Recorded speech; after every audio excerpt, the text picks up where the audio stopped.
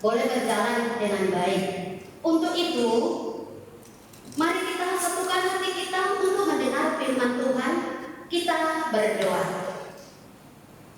Terpujilah Engkau, Bapa kami, Bapa yang baik, Bapa yang terus menyertai memberkati kehidupan kami hingga pada malam hari ini kami boleh bertemu kembali, yaitu memuji dan memuliakan nama Tuhan melalui ibadah kami Komsel.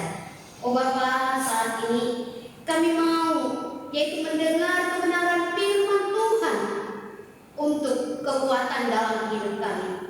Mari Engkau urapi yang baru. Demikian juga anak Tuhan walaupun di rumah pada saat ini. Biarlah firman ini boleh berkumandang di dalam keluarga, di dalam hati dan pikiran mereka. Terima kasih Bapa, di dalam nama Tuhan Yesus Kristus kami berdoa dan bersyukur kepadamu. Amin. Mari kita membuka firman Tuhan yang diambil dari kitab Lukas pasal 8 ayat 40 sampai dengan 56. Jadi ada dua cerita di dalamnya. Kami baca di dalam nama Tuhan Yesus Kristus. Yesus membangkitkan anak Yairus dan menyembuhkan seorang perempuan yang sakit pendarahan. Ketika Yesus kembali, orang banyak menyambut dia sebab mereka semua menanti-nantikan dia. Maka datanglah seorang yang bernama Yairus. Ia adalah kepala rumah ibadat. Sambil tersungkur di depan kaki Yesus, ia memohon kepadanya supaya Yesus datang ke rumahnya, karena anaknya perempuan yang satu-satunya yang berumur kira-kira 12 tahun hampir mati dalam perjalanan ke situ. Yesus didesak-desak orang banyak. Adalah seorang perempuan yang sudah 12 tahun menderita pendarahan dan yang tidak berhasil disembuhkan oleh siapapun. Ia maju mendekati Yesus dari belakang dan menjamah jubah-jubahnya, dan seketika itu juga berhentilah pendarahannya. Lalu kata Yesus, "Siapa yang menjamah jubah aku?" Dan karena tidak ada yang mengakuinya, berkatalah Guru, orang banyak mengerumuni dan mendesak engkau. Tetapi Yesus berkata, "Ada seorang yang menjamah aku, sebab aku merasa ada kuasa keluar dari diriku." Ketika perempuan itu melihat bahwa perbuatannya itu ketahuan, ia datang dengan gemetar, tersungkur di depannya dan menceritakan kepada orang banyak apa sebabnya ia menjamah dia dan bahwa ia seketika itu juga menjadi sembuh. Maka katanya kepada perempuan itu, "Hai anakku, imanmu telah menyelamatkan engkau, pergilah dengan selamat." Ketika Yesus masih berbicara, datanglah seorang keluarga kepala rumah ibadat itu dan berkata, "Anakmu sudah mati, jangan lagi engkau menyusah-nyusahkan guru." Tetapi Yesus mendengarnya dan berkata kepadanya, "Yairus, jangan takut, percaya saja dan anakmu akan selamat." Setibanya di rumah Yairus, Yesus tidak memperbolehkan seorang pun ikut masuk dengan dia kecuali Petrus, Yohanes, dan Yakobus dan ayah anak itu serta ibunya. Semua orang menangis dan meratapi anak itu. Akan tetapi Yesus berkata, "Jangan menangis, ia tidak mati tetapi tidur." Mereka menertawakan dia karena mereka tahu bahwa anak itu telah mati. Lalu Yesus memegang tangan anak itu dan berseru katanya, "Hai anak, bangunlah." Maka kembalilah roh anak itu dan seketika itu juga ia bangkit berdiri. Lalu Yesus menyuruh mereka memberi anak itu makan, dan takjublah orang tua anak itu. Tetapi Yesus melarang mereka memberitahukan kepada siapapun juga apa yang terjadi itu. Demikian pembacaan firman Tuhan. Tema kita pada malam hari ini sesuai dengan topik Komsel, yaitu iman yang mendahului segalanya. Iman yang mendahului segalanya. Jemaat yang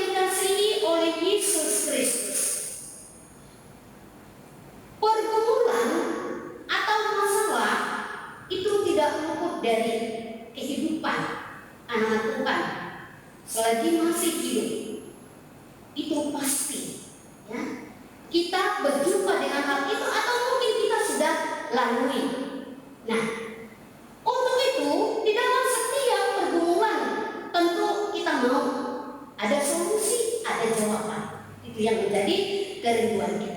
Nah, pada malam hari ini melalui pembacaan firman Tuhan, mari kita mau belajar kepada Yairus, ya, di mana Yairus adalah seorang pemenang yang dapat melewati pergumulan yang luar biasa, di mana anak satu-satunya sakit, bahkan dikatakan tadi hampir mati. Nah, jadi ada pun langkah-langkah yang dilakukan Yairus pada saat itu untuk kesembuhan anaknya. Adalah pertama, ia datang tepat pada alamat yang tepat. Ia datang pada alamat yang tepat. Siapa? Yesus. Yesus alamat yang tepat yang dapat menyembuhkan anaknya. Itu alamat yang tepat. Dia tidak mengambil jalan pintas, tetapi dia yakin bahwa hanya Yesus yang dapat mengatasi persoalan penderitaan yang dialami oleh anaknya. Mari kita belajar dengan hal ini, karena pada zaman sekarang ini banyak orang memang sering keliru. Setelah ada persoalan penderitaan, mereka tidak datang kepada alamat yang tepat. Mereka pergi mungkin ya para peramal dan sebagainya. Nah, jadi satu mengingatkan kepada kita supaya datang kepada alamat yang tepat, yaitu Yesus Kristus yang dapat menyembuhkan. Dua, Yairus merendahkan diri di hadapan Tuhan. Itu kita lihat tadi, ia tersungkur di kaki Yesus dan memohon kepadanya. Artinya Yairus mengakui ketidakberdayaannya serta menyerahkan masalahnya sepenuhnya kepada Tuhan, kepada Yesus. Ia tidak mengandalkan kekuatannya, ia tidak mengandalkan kekayaannya, karena dia yakin sebagaimana firman Tuhan, apabila ya kamu meminta di dalam doa dan penuh kepercayaan, maka kamu akan menerimanya. Dia datang merendahkan ya diri di hadapan. Yang ketiga, bersabar. Nah, bersabar dalam perjalanan Yesus yang begitu sibuk menolong orang banyak. Seharusnya Yairus yang mendapat pertolongan pertama karena dia datang langsung kepada Yesus. Tetapi ya, dalam hal ini kepada kita Bapak dan Ibu, Yairus tidak akan protes. Dia sabar. Dia tidak bersungut-sungut walaupun gilirannya belum sampai pada saat itu. Sebenarnya harus dia yang pertama. Dia tidak protes, dia tidak sungut-sungut. Kenapa? Dia yakin dengan kesabaran dan ketekunan Yesus pasti datang untuk mendapatkannya. Jadi dia tidak mengandalkan dengan keinginan kemauannya, tapi dia menunggu dengan sabar. Yesus pasti datang untuk menyembuhkan anaknya. Jadi tidak ada kekesalan. Yang ketiga, ia tenang dan ia percaya. Padahal putrinya sudah hampir mati. Sebenarnya Yairus pun sudah kehilangan kendali secara pribadi, tetapi ia tenang menghadapinya karena hanya Yesus yang dapat menyembuhkan putrinya itu. Jadi harus tenang. Jadi kita menghadapi situasi dan kondisi terutama penderitaan tidak boleh gegabah. Tidak boleh gegabah, tapi mari dengan tenang dan penuh keyakinan, karena di dalam kepercayaan atau dalam keyakinan ada harapan yang membuat hati kita tenang dan damai. Jadi sehingga tidak tenggelam di dalam masalah itu. Yang kelima, jemaat yang kasih oleh Yesus, setia dalam pengharapan. Setelah ya perjalanan begitu panjang, Yairus menunggu kedatangan Yesus. Dia setia, dia penuh pengharapan, pasti giliranmu akan tiba. Dengan kesetiaannya dan penuh pengharapan, sehingga Yairus berhasil melewati pergumulannya. Dia menjadi pemenang karena Yesus datang, benar menyembuhkan anaknya, dan anaknya selamat, dan anaknya sehat. Nah, untuk itu kepada kita, Bapak dan Ibu yang ada di rumah pada saat ini, apa yang dialami Yairus juga sebagaimana tadi pengantar kami pasti juga sering atau mungkin sudah dialami dan mungkin akan kita alami. Tetapi dengan langkah yang dilakukan oleh Yairus tadi menjadi pedoman dalam hidup kita. Ternyata untuk menghadapi segala, ya, baik itu penderitaan atau baik itu tantangan, tidak boleh dengan gegabah, tapi harus ada langkah-langkah yang kita harus lakukan. Nah, untuk itu, ya, mari apa yang dialami Yairus, bahwa pertolongan Tuhan hadir dan mukjizat juga hadir di dalam kehidupannya. Itu terjadi bagi kita. Nah, dengan situasi yang kita hadapi pada saat ini, ya, adanya pandemi COVID-19, itu terjadi. Tuhan datang, Yesus datang, ya, yaitu tadi kita bisa menjadi pemenang, yaitu pertama tadi datang pada alamat yang tepat, karena Ia adalah sumber pertolongan dan sumber segala jawaban atau jalan keluar dari masalah. Datang dengan merendahkan diri di hadapannya, dengan tidak mengandalkan kekuatan dan tidak bersungut-sungut, dan tetap bersabar. Jangan ada protes, jangan ada kata kesal kepada Tuhan. Ya, ketika kita kesal kepada Tuhan, iblis akan berkuasa di dalam kehidupan kita.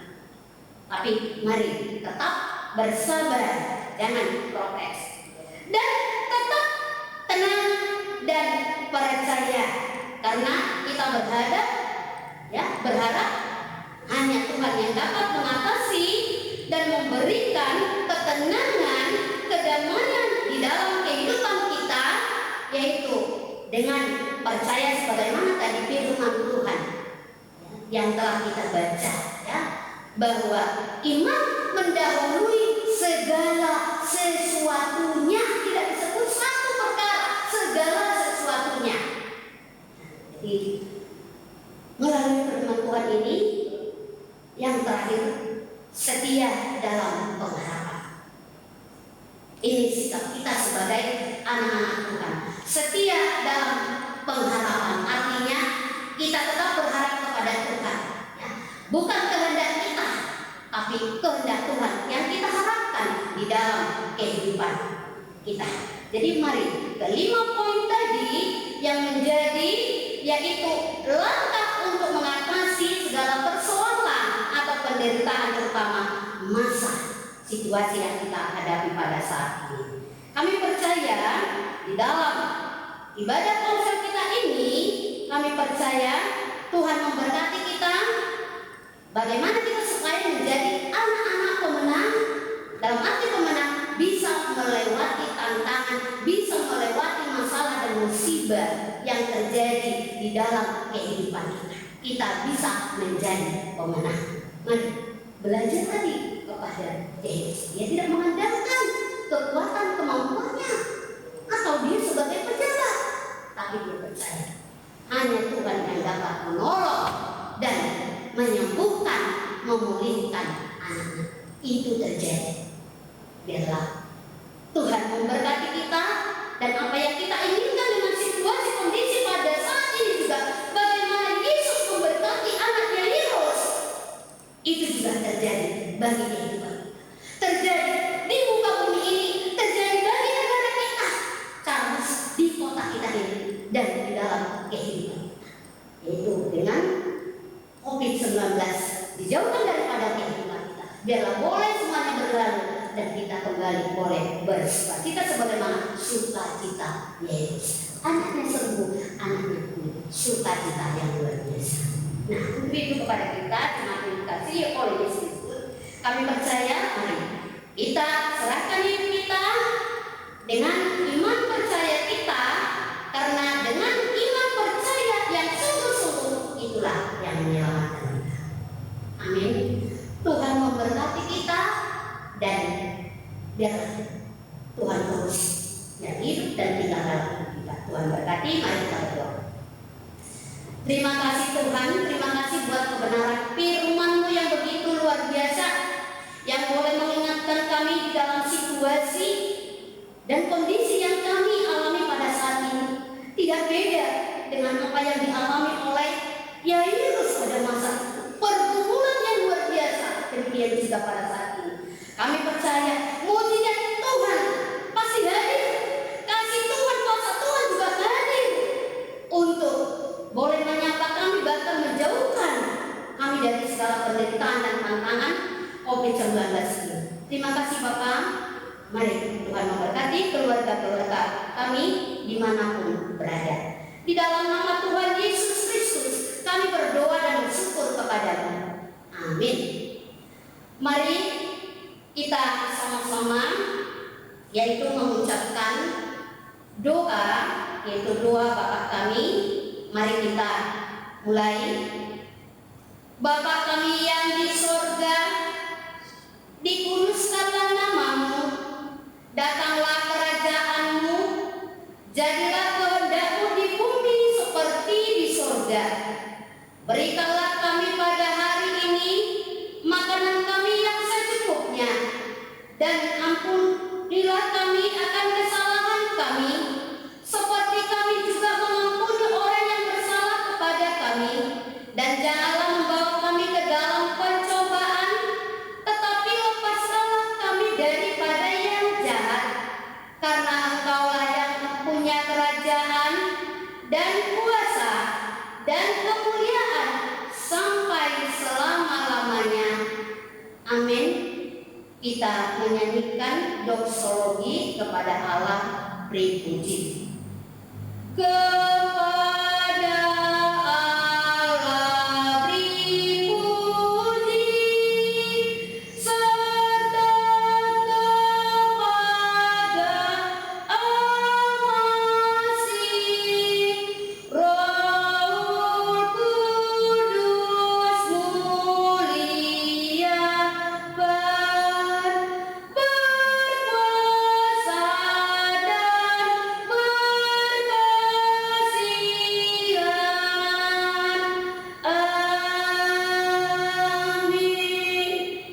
Mari kita menerima berkat daripada Tuhan. Mari datanglah dengan iman yang teguh, maka anugerah daripada Tuhan kita Yesus Kristus dan pengasihan dari Allah Bapa serta persekutuan dengan Roh Kudus itulah yang menyertai, memberkati dan melindungi engkau saat ini, besok dan sampai selama-lamanya. Amin. Bapa, terima kasih. Bapa, terima kasih. Bapa di dalam surga, ku berterima kasih. Amin. Shalom bagi kita semuanya. Tuhan memberkati kita dan sampai jumpa kembali di minggu yang akan datang. Shalom.